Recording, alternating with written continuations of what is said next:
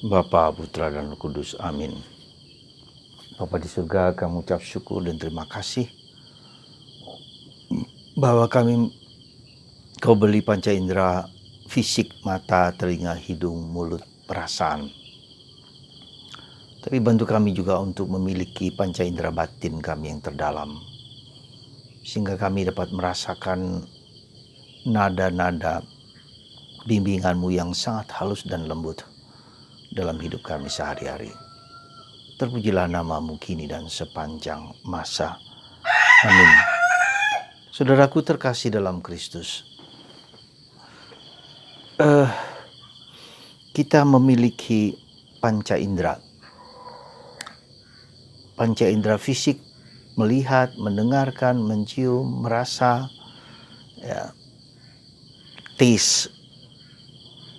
Dan itu adalah semacam medium kita untuk mendapatkan informasi tentang apa yang ada di sekitar kita. Ketika kita melihat, ketika kita mendengar, ketika kita mencium, kita mengatakan sesuatu tentang apa yang masuk di dalam panca indera batin itu, panca indera fisik itu.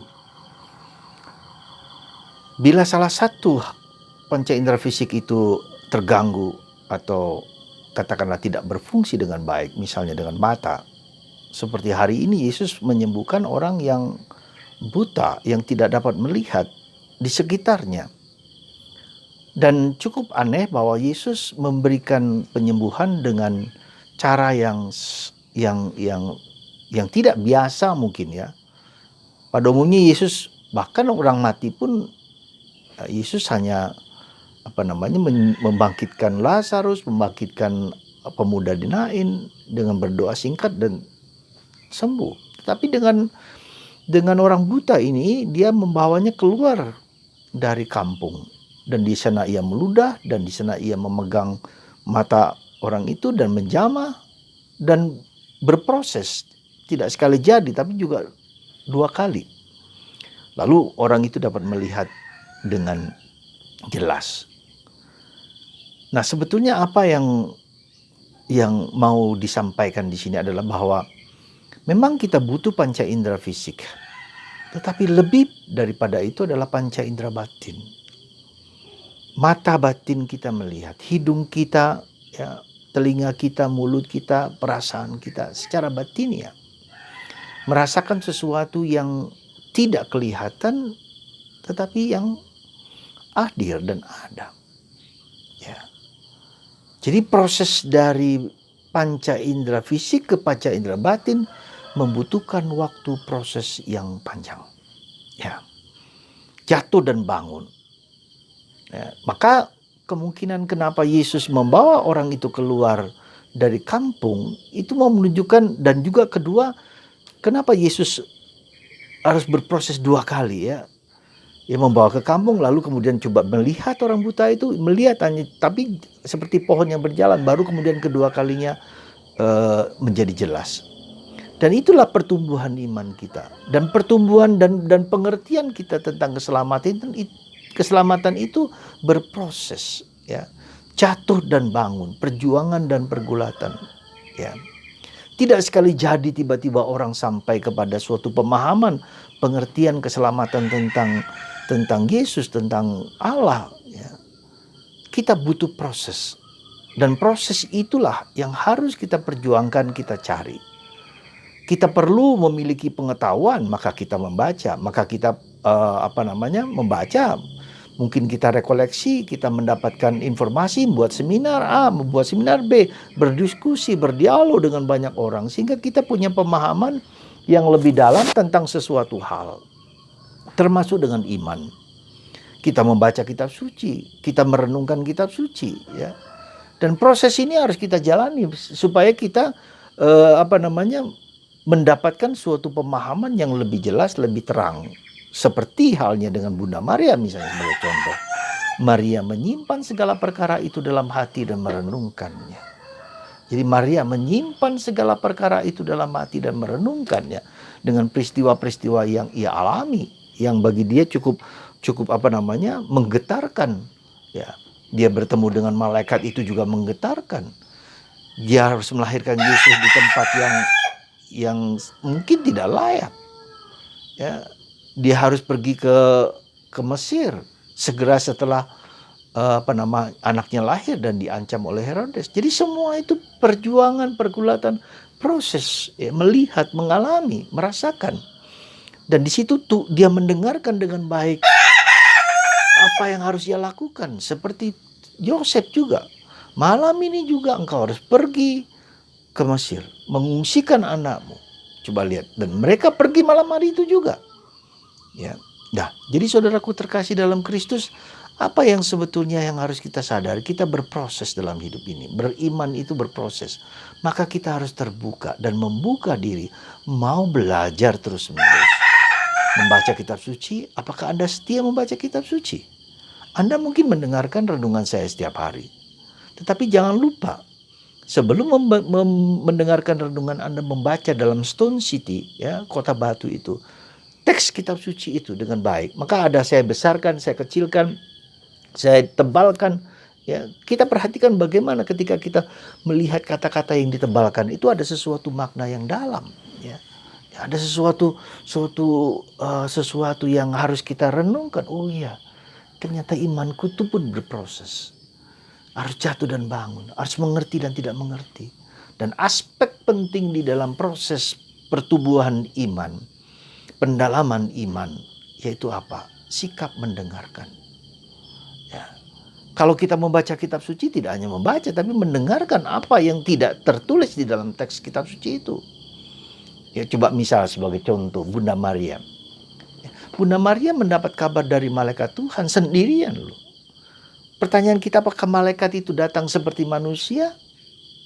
Datang malaikat dan mengatakan itu kepada Maria. Kemarin saya baru bisa mendengarkan bahwa malaikat bisa datang berupa dalam wujud manusia meskipun kemudian hilang. Kemungkinan bisa begitu. Ya, jadi ada semacam pribadi yang datang kepada, yaitu Gabriel, datang kepada Maria berdialog, ya. Meskipun tidak selalu begitu, tapi bisa seperti itu, ya. Nah, demikian jadi sesuatu yang dan itu adalah pengalaman Maria bertemu dengan malaikat, dan itu kemudian apa? Dihayati dan dibagikan kepada para rasul, diceritakan kepada Yesus. Ketika Maria bercerita tentang masa kecil kanak-kanak Yesus, itu kan hanya Maria yang tahu. Jadi Maria adalah guru kita di dalam penghayatan dan pemahaman kita akan keselamatan, pengertian akan keselamatan itu. Ya.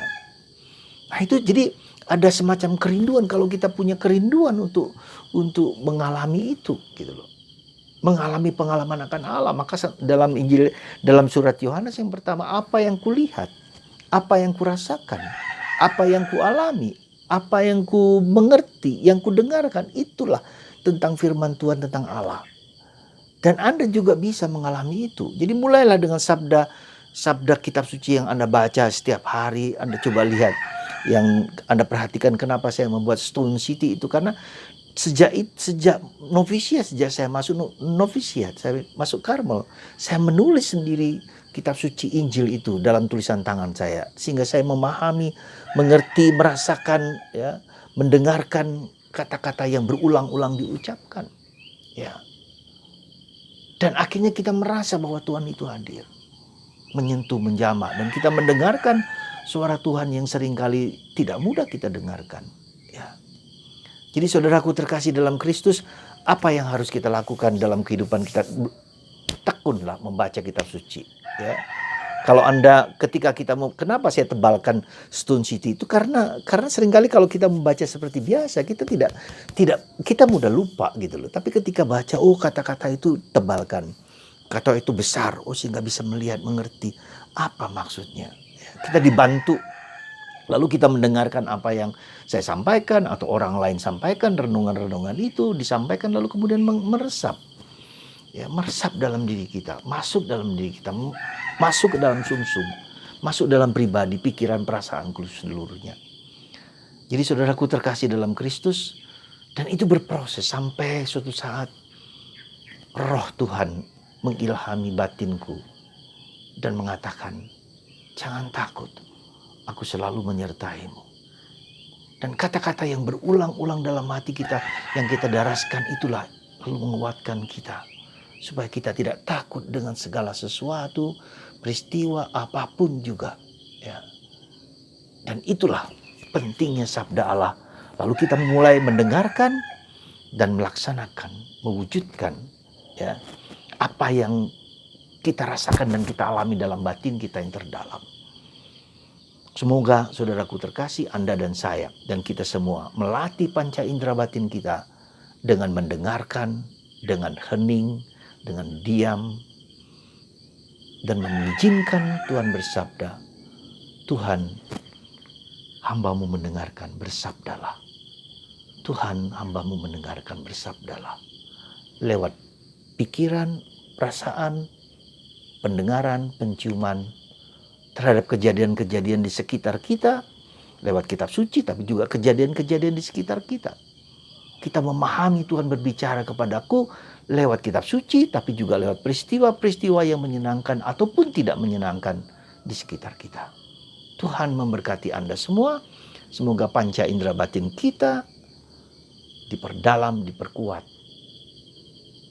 Dan kita mendengarkan message, pesan dari Yesus. Tuhan memberkati Anda semua. Bapa, Putra, dan Roh Kudus.